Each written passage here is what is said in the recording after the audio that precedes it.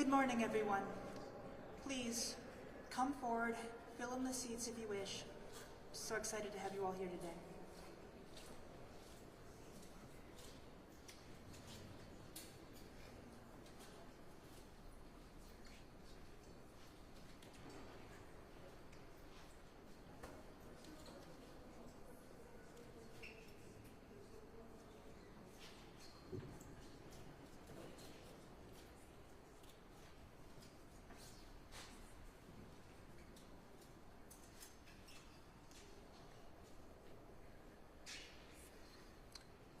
We are here today, and for that, I thank all of you. Here today we have members of the Minnesota State Legislature's Queer Caucus, whose accomplishments we will hear more of. We also have members of the Minnesota National Guard, for whom we thank for their service. We acknowledge this land is Native land. Minnesota has been the ancestral homelands of the Dakota people for thousands of years, with the Anishinaabe migrating here during the 1700s. Minnesota's land base was ceded to the U.S. government by the Anishinaabe and Dakota people during the 1800s. Since then, Native people have fought to maintain their treaty rights, tribal sovereignty, and cultural lifeways. And despite the barbaric practices employed by early settlers, the state of Minnesota and the U.S. government, Native people survived. They are not relics of the past. They are still here. We recognize colonialism is a current, ongoing process, and we choose to be mindful of our present participation and work to do better. We honor the history of this land, the Native people who were here before us and who are still here today. We acknowledge the location of the state capitol stands on the land of the Dakota and the Anishinaabe people. We commit to learn and appreciate the rich culture of Native people and pledge to support Native communities and uplift their history.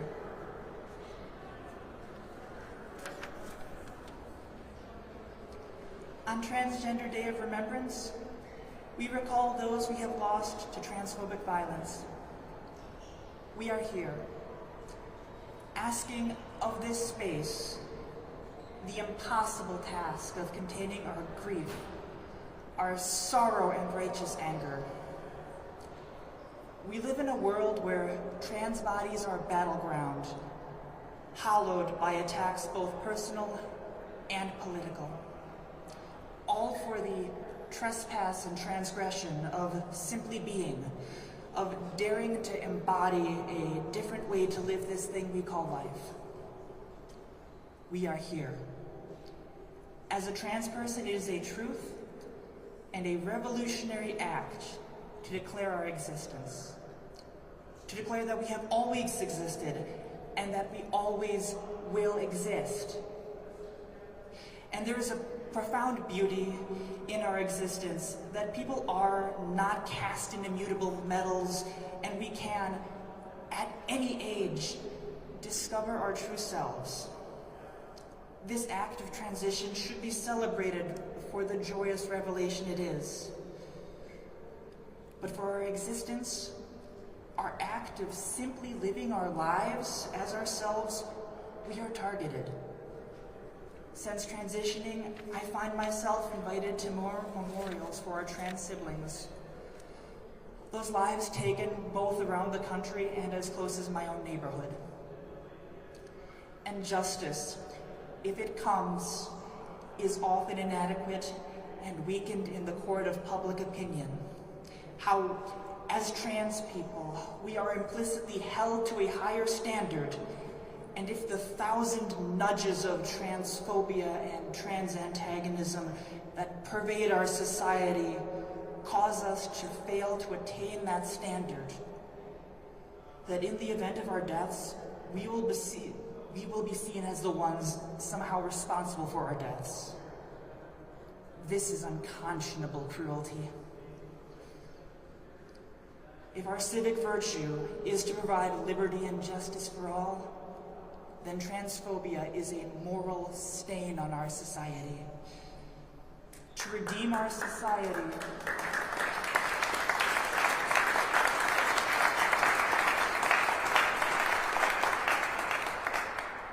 redeem our society, our ask is, by comparison, meager. We ask simply for allies who support and understand our existence and who will work tirelessly towards our inclusion.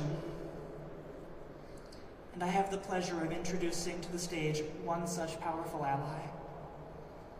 Lieutenant Governor Peggy Flanagan is Minnesota's 50th Lieutenant Governor, a member of the White Earth Band of Ojibwe, and currently the country's highest-ranking Native woman elected to executive office. Please join me in welcoming to the stage Lieutenant Governor Peggy Flanagan.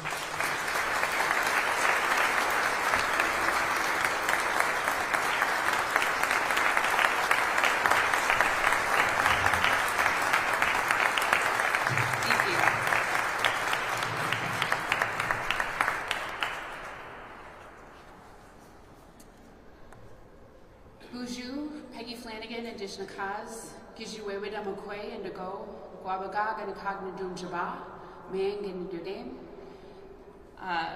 Hello, my English name is Peggy Flanagan. My Ojibwe name is Speaks with a Loud and Clear Voice Woman. I'm a member of the White Earth Nation, and my family is the Wolf Clan, and the role of our clan is to ensure that we're not leaving anyone behind, which is why I am here standing in this rotunda today with all of you. Today we honor the memories of trans community members who have been lost to violence. Trans people, as you know, are over 4 times more likely than cisgender people to be victims of violent crimes. And violence against trans people, particularly trans people of color and indigenous trans people, is on the rise in recent years. But we won't accept that here in Minnesota. In Minnesota, we will do everything to ensure that you are valued and that you are safe. And the Capitol, the People's House, your house, is a place for all people, including those most impacted by disparities and by injustice. As Lieutenant Governor, my job is to make Minnesota the best state in the country for children to grow up in. Those of all races, ethnicities, religions, economic statuses, gender identities, sexual orientation, disabilities, and zip codes. And I take that job very seriously. And in partnership with so many of you in the rotunda today, I am proud of the work and the policy gains that established additional protections for trans individuals, including enacting legislation that made Minnesota a trans refuge state, creating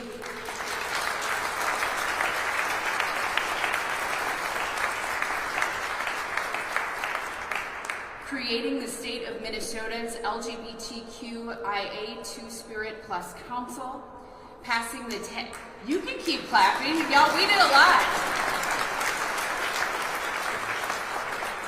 I got a few more, so. Passing the Take Pride Act that amended the Human Rights Act to remove outdated language and clearly protect gender identity.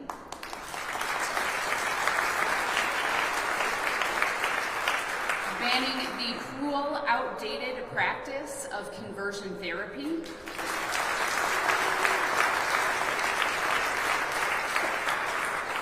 Codifying a ban on the LGBTQ panic defense.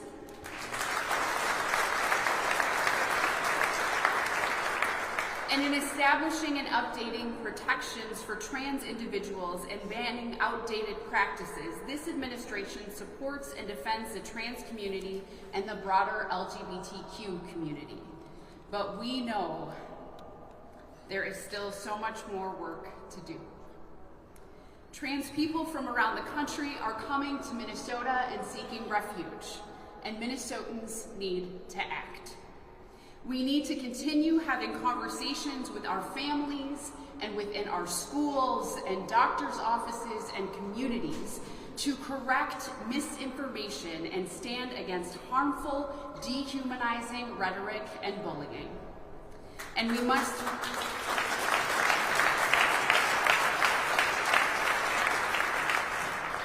continue putting protections in place efforts that will protect everyone from our trans elders all the way down to trans and gender expansive children.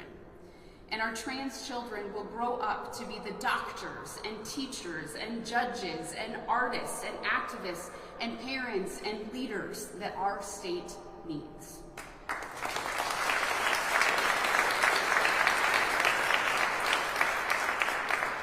I'd like to thank some specific groups and individuals today for their leadership and efforts to advance justice for the transgender community.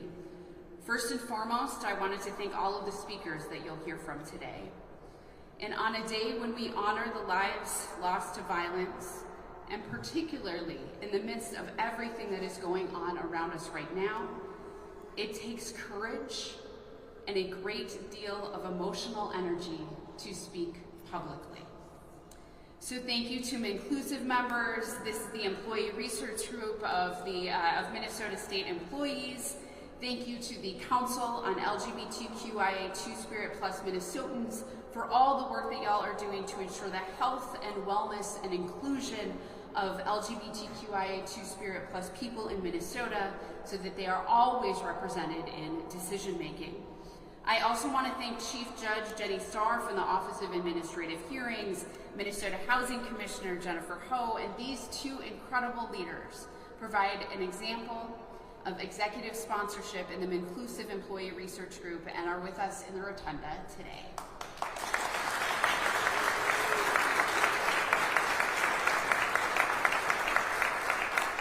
I'm also grateful to the members of the Queer Caucus and elected officials for their leadership and efforts to create change and to live out loud within the halls and within the rotunda and within the chambers of this body.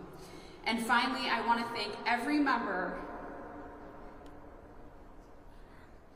of the transgender community present today and those who can't be with us. Trans existence, simply existing as your beautiful selves, is a quiet yet powerful form of activism. We need your voices, we need your leadership, and we need your presence in our communities, because without you, we are not whole.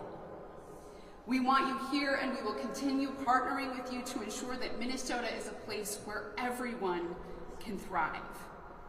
We will lock arms. We have us. We are enough, and we have everything we need.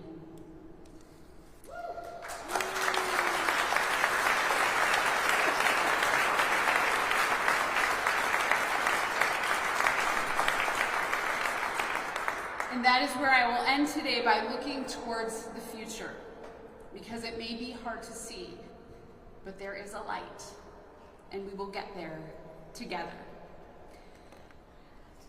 So I have a proclamation that I will present. There are several whereases and several clauses, and it's very tiny print, and I need readers, and so I won't read all of it, but it is important with this official document for today. Whereas transgender people disproportionately affected by hate crimes and violence also experience compounding challenges in their daily lives due to discrimination, disproportionately high levels of unemployment, and limited access to health care. And whereas in April 2023, 3 bills were signed into law in Minnesota to ban the practice of conversion therapy, protect people seeking gender-affirming care, and create the Council on LGBTQIA2S Minnesotans. And whereas we celebrate our family, our friends, and our neighbors who identify as transgender, non-binary, gender non-conforming, and two-spirit, because we want to ensure that Minnesota is a place where people can live their fullest lives. And whereas Minnesota honors and commemorates the strength, commitment, and immense efforts of those working for equity and justice for transgender, non-binary, gender non-conforming, and two-spirit people. And whereas Minnesota continues to honor the memories of transgender people whose lives were lost in acts of anti-transgender violence. Now, therefore, I, Tim Walz, Governor of Minnesota, do hereby proclaim Wednesday, November 20th, 2024 as Transgender Day of Remembrance in the state of Minnesota.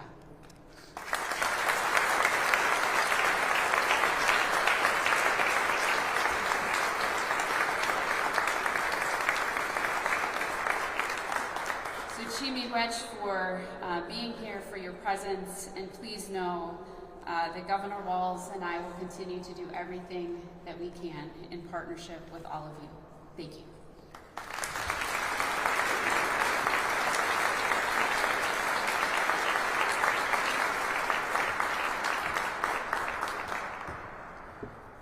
Thank you so much, Lieutenant Governor Flanagan, Miigwech. Thank you also, Kestrel Baker, who is the co-chair of the State of Minnesota's MNclusive Employee Resource Group. Coming now to the stage are two members of the Council of LBGTQIA2S Minnesotans, Emma McBride and Theo Cascio, who are respectively the Executive Director and a member. Emma and Theo, please.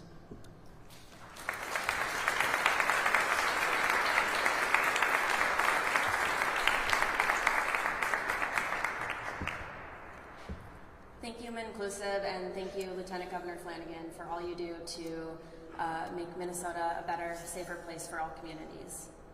My name is Emma McBride. I use she, her pronouns, and I'm the Executive Director of the Council on LBGTQIA2S Minnesotans. I'm also here today with a member of our council, Theo Cascio.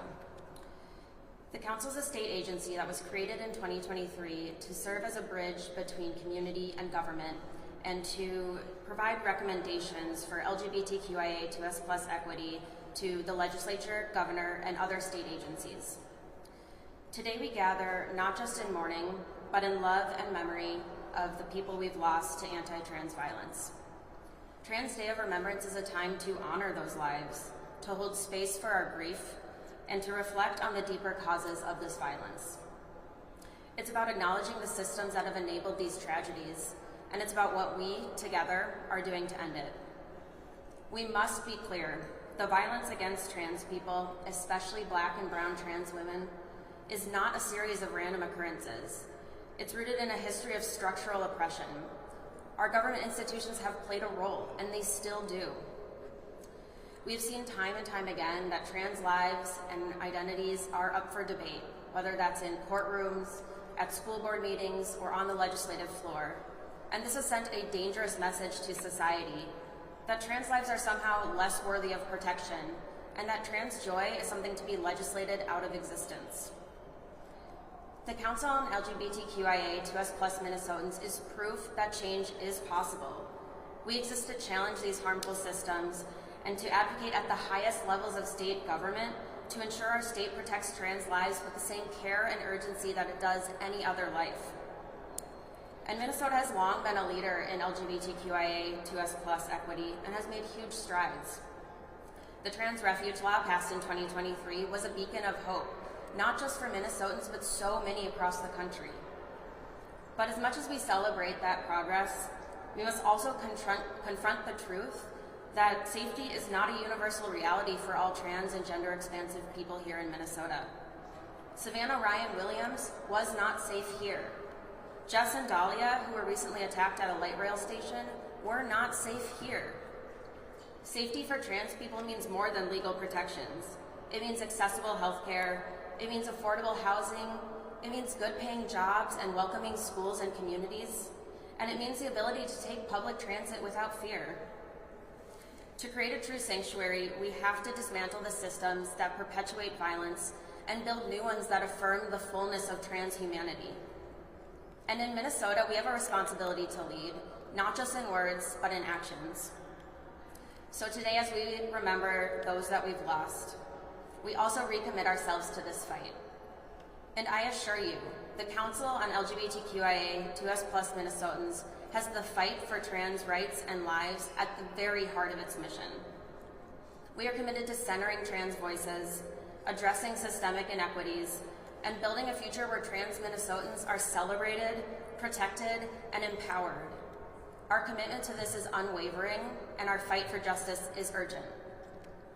To my trans siblings, to the Black and brown trans women who have always been at the forefront of this fight, we see you and honor you. And we will continue to fight for a world where you are safe, loved, and free to be exactly who you are. We owe that to those we've lost, and we owe it to our communities. The fight continues, and we are in it together. Thank you.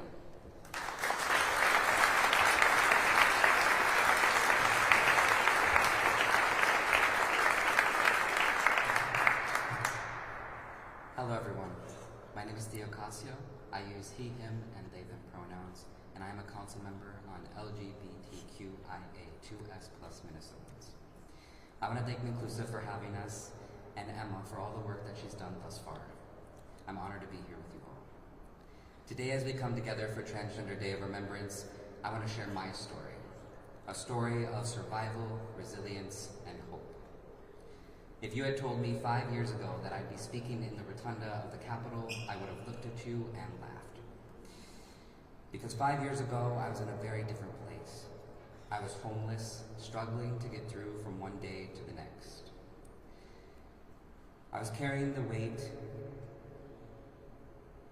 and stigma of being a person of color and queer, facing constant oppression at every turn and rarely feeling seen for who I am. The isolation and constant need to defend my right to simply be was exhausting. Growing up, I knew what it was to be marginalized, to feel that my existence didn't quite fit into society's expectations. People looked at me, but they didn't see me. They saw what they wanted to see, what they thought I should be, without understanding the complexities of my identity or the depths of my struggles. It was as though I had to fight every day to exist, to be visible, to be heard. The world made it clear that it wasn't built with people like me in mind.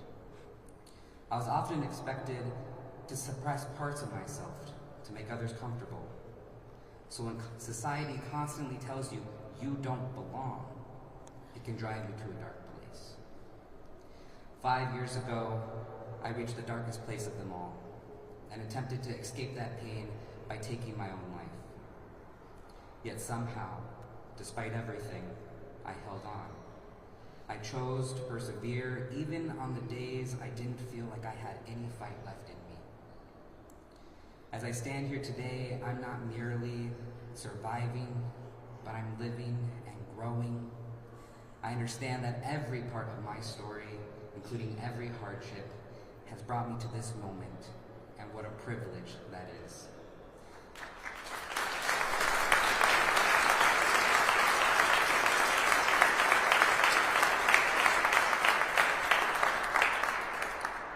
Trans lives are valuable, and we all have a right to feel seen, supported, and feel safe. That's why this work and support is so essential, especially as we look forward. But we deserve spaces that we can simply be. Despite all the challenges I faced along the way, today I have the honor of serving on the first council on LGBTQIA2S Minnesotans. This council is about representation in policy. It's about ensuring that trans voices, especially those of us from BIPOC backgrounds, are heard and respected. I'm here because I believe in a future where all of us, every transgender, two-spirit, and gender non-conforming person can feel seen and valued. It is imperative for us now, more than ever, to stand strong. And I invite each of you here today to join us in continuing this important journey. Together, volunteer, support one another, and advocate for those in need. Every step we take brings us closer to a world where we don't just survive, but thrive. Let us remember those we've lost, honor those who are still struggling, and commit to creating a world where trans lives are celebrated rather than taken. Thank you.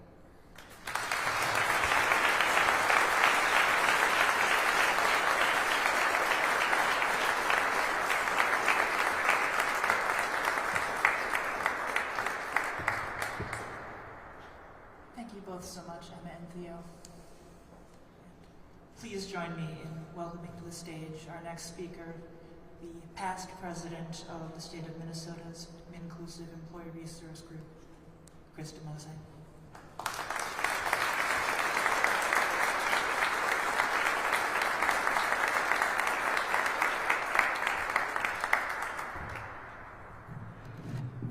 Thank you for that introduction. My name is Krista Mosing. My pronouns are she, her. I want to thank Lieutenant Governor Flanagan for her time today and also for her allyship. I want to thank the planning committee for this event, including Alicia, Zoe, your MC, and Paige. I want to thank our executive sponsors, Commissioner Ho and Chief Judge Jenny Sarr. Allies, siblings, thank you for joining us in this space. I live blocks away from where Savannah Williams was murdered. I didn't get the opportunity to meet Savannah, but we likely rode the same bus routes. Sadly, I live within a 10-minute bike ride of other examples of anti-trans violence, including where Liara Sai was killed in her apartment. We mourn Savannah and Liara. The loss of my neighbors means that the risks of violence are rarely far from my mind. It is impossible to overstate the enormity of the circumstances we now face, but we must prepare for them. In the short time I have today, I'm going to focus on trans kids. I was bullied in elementary and middle school. The bully singled me out for being different, even if I didn't understand exactly how. Now I understand. I was a trans kid. Kids are very perceptive, and they often ruthlessly enforce social norms that they learn from adults in the world around them. Next, Benedict, a 16-year-old Indigenous, Two-Spirit, and non-binary student in Oklahoma, died early this year. Months of bullying culminated in an altercation that put Next in the hospital. Next died the next day. The bullying began when Oklahoma prohibited providing Next a safe place to go to the bathroom. Days before Next's death, the state superintendent appointed to a library media advisory committee the harassment ringleader behind the Libs of TikTok social media account. Shortly after Next's death, a state senator referred to non-binary students as filth.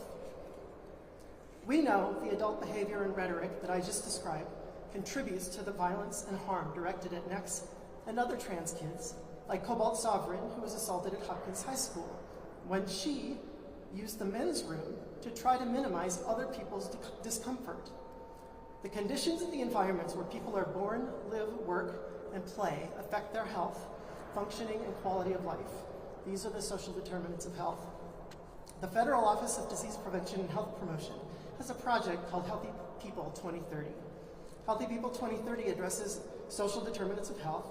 Its objectives include reduce bullying of transgender students and reduce suicidal thoughts in transgender students, both of which are identified as a high priority public health issue that is evidence-based interventions but doesn't yet have reliable baseline data.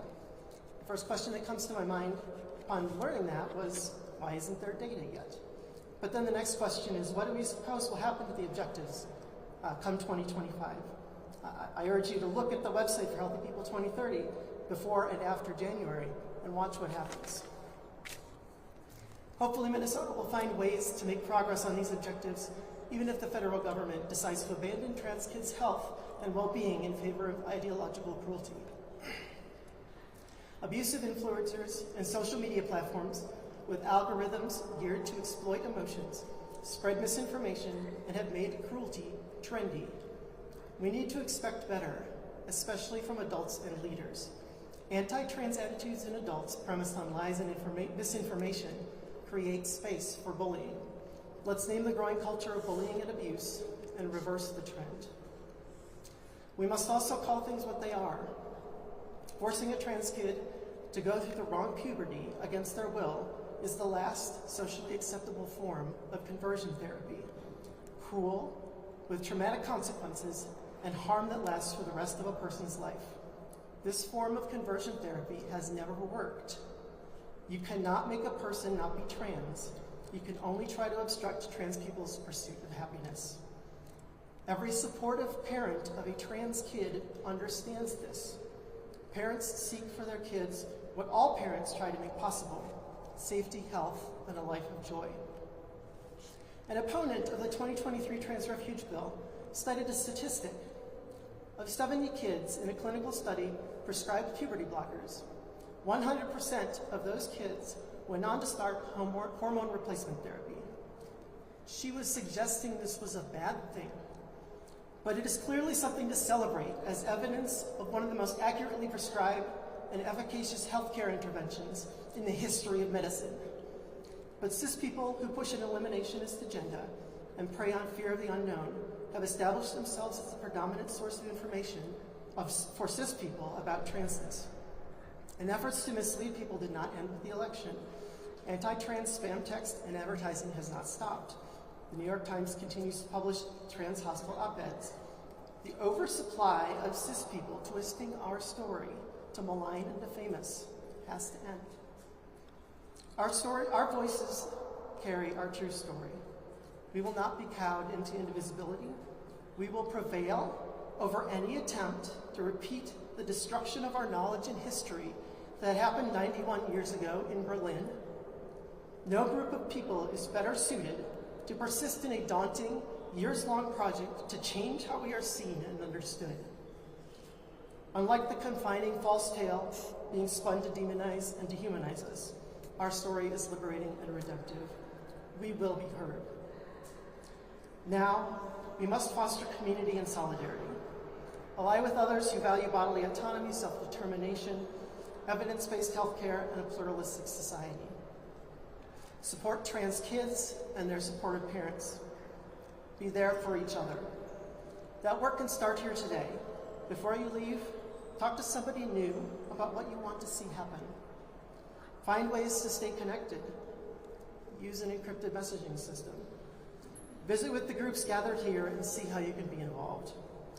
We will show the world that letting trans people be ourselves so we can pursue happiness and find joy is a better course.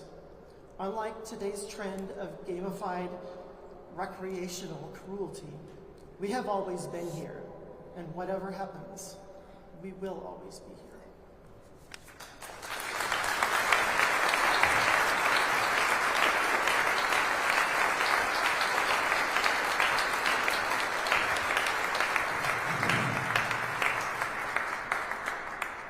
Thank you so much, Krista. I'm very excited to introduce our next speaker. Jada Pulley is a local performing artist and a human resources professional. They are an avid community builder through initiatives such as Intramural Friendship League for Minnesota BIPOC, and they are the co-founder and director of the Queer and Funny Improv Festival. Please give me a hand in extending a warm welcome to Jada Pulley.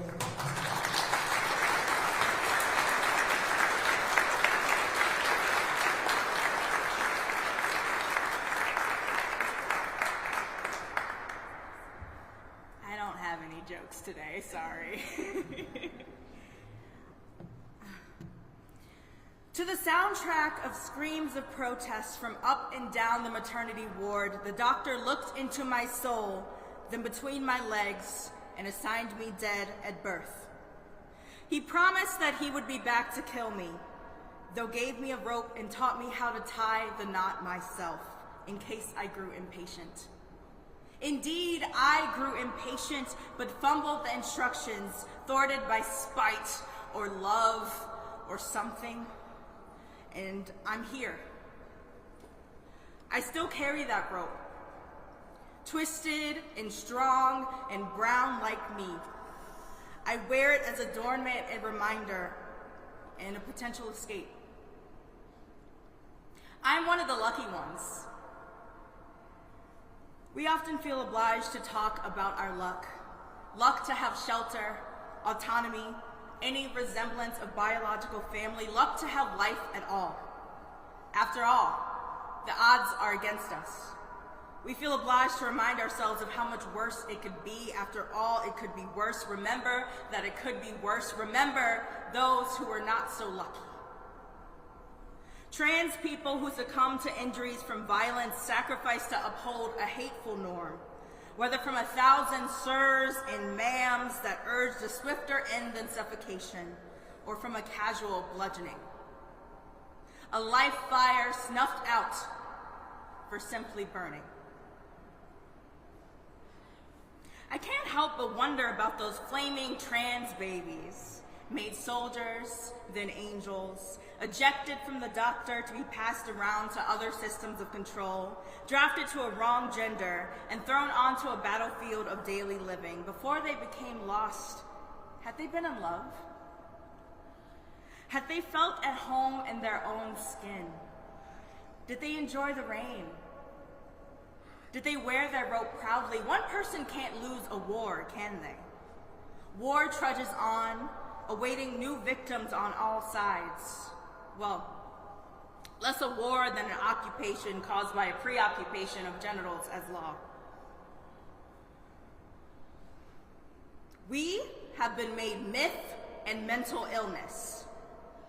Our existence breaks the boxes that cisheads have put themselves into and called God's will.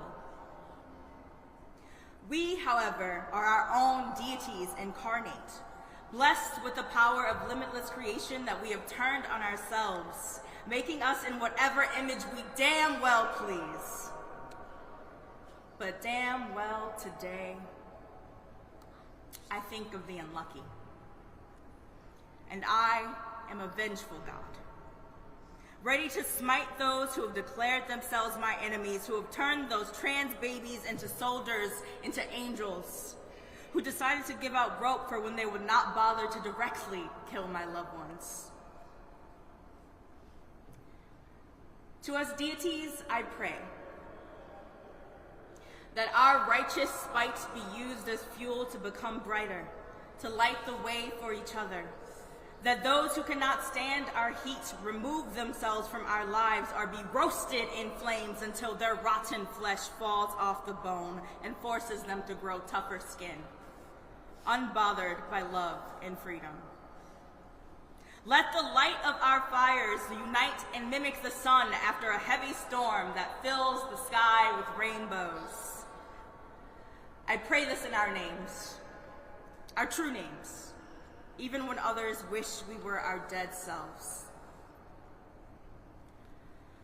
I still feel the scratchy material around my throat that fails to silence me.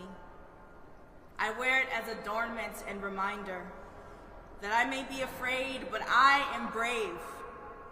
This rope, a gift of death, will serve me. I will use this rope to climb, to visit those above made ancestors too young. I will weave this rope with others to build a safety net for all.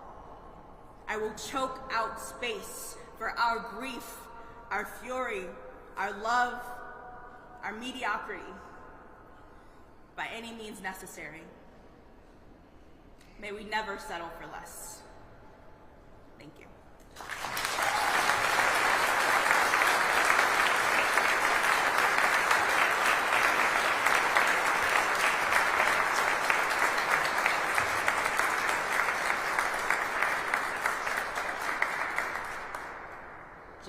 Thank you so much.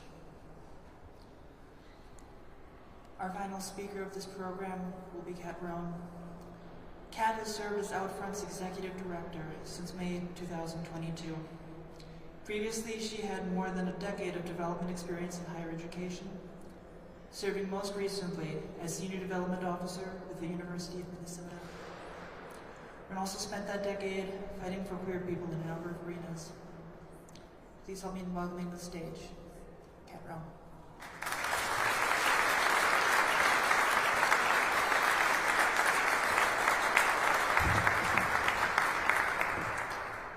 My name is Kat Rohn. I use they and she pronouns, and I'm proud to serve as Executive Director of OutFront Minnesota, our state's largest LGBTQ+ advocacy organization.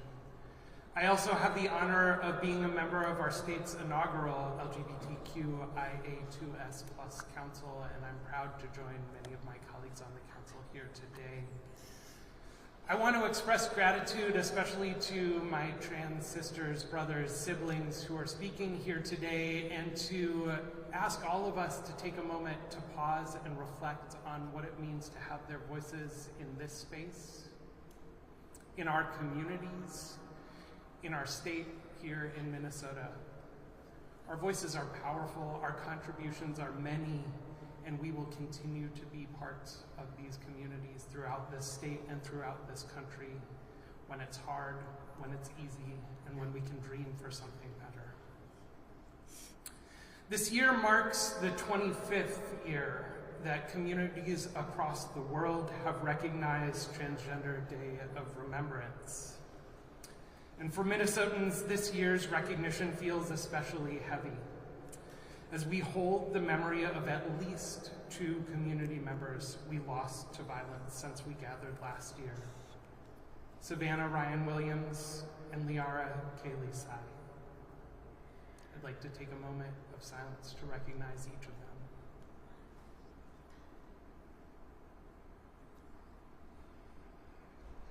I think a lot about the conversations I've had with those who knew them best, family and friends who shared about their generosity and joy and light. So often we think only about the acts of violence that befall members of our community, but our stories are so much more, and our memories are so much more than that, and the work that we carry forward is so much more than just addressing these acts of violence, as urgent as they are. I call on all of us to remember them for their whole selves, not just as victims. Please do that and honor their memory. No one, regardless of identity, should fear violence. But unfortunately, for many in my community, that is an all too familiar and present concern, especially for Black women. Women like Rita Hester, for whom Transgender Day of Remembrance was originally started, whose murder remains to this day unsolved. And for members of our Indigenous communities, folks like Savannah, who often have their violence unsolved, uninvestigated, underreported. They should be here today, not just as memories, not just as names spoken into this rotunda, but as friends, neighbors, relatives, as celebrated members of our community. And I believe it is essential for all of us to recognize the interconnections in the all too pervasive violence our communities face. Here in Minnesota, we should rightly be proud of the many strides we have taken in advancing policies to support 2S LBGTQIA2S communities. It's work that makes our state a destination for many across the country and around the globe. But we should also treat it as a commitment to the work that is still to be done. We must work to ensure that all of us are safe, that all of us can lead the full and long lives we deserve. Each year when I look at the list of names of those we lost and remember on Transgender Day of Remembrance, I'm struck by how many of them are folks younger than I am, who don't get to live the life that I lead. I want to challenge us to imagine a world where every trans person in this state is safe, supported, and celebrated, and to reflect not just on what that would mean for those trans individuals, for those two-spirit individuals, for those gender-expansive individuals, but what that world would look like for all of us, for the safety and support and celebration that we would all receive for who we are if we built that world together. Unfortunately, for many, I know that world likely feels out of reach in our current moment. I hear daily about those who are worried about what the future holds for 2S LGBTQIA+ communities, for our rights, for our access to critical and necessary health care, and for our safety as communities and as individuals. I hear a lot from our youth who are experiencing bullying that has risen daily since the election. And I hear from those who have been victimized by violence. And I am reminded of the words of Gwendolyn Ann Smith, one of the original organizers of that first Transgender Day of Remembrance. She said, "I'm not going to let these people erase me or erase my community." Let me make it clear. Our trans communities are strong. We are beautiful. We are tenacious. And we will not be erased. For all these efforts to push us out of public life, we come back stronger, prouder, and louder, and we will continue to do so.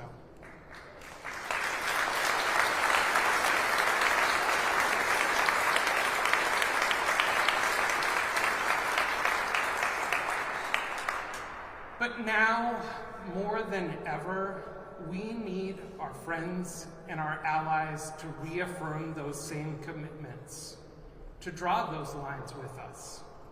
And then, especially in spaces like this, we need to continue to do the work ahead.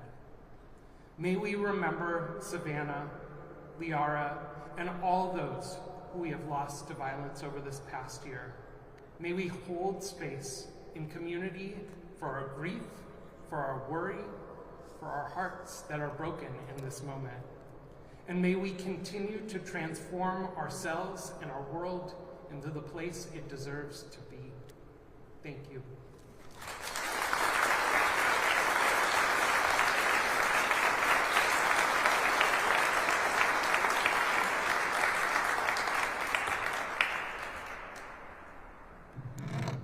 Thank you, Kat.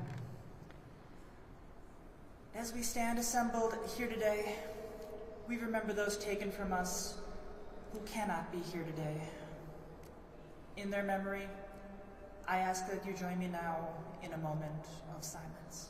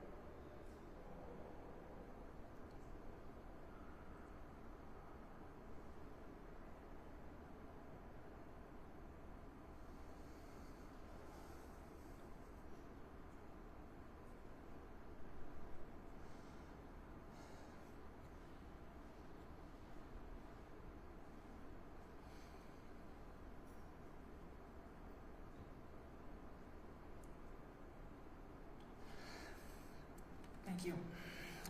And as we emerge from that silence, I would like to leave you today with a message of hope. But this is hard. We are here. Trans people will exist as long as the human experience exists, because we are one of the manifold manifestations of that human experience we all share. We may have the long arc of the universe bending towards that brighter future where we are all treated as equals, but we are here today. And what can I provide us with today? When I find myself searching for a hope that is making itself hard to be found, I think back to my purpose, and it's the same purpose we all have, and that is to love. To love our beautiful selves as we are and as we wish to be, deeply and without apology. To love our communities, to turn to each other for support, and as communities, to extend that love and support to those who need it most. Hope may be our shield, but that community we build in love will be our rampart, letting us stand together strong, defiant. As we say together, we are here, and we are not going anywhere.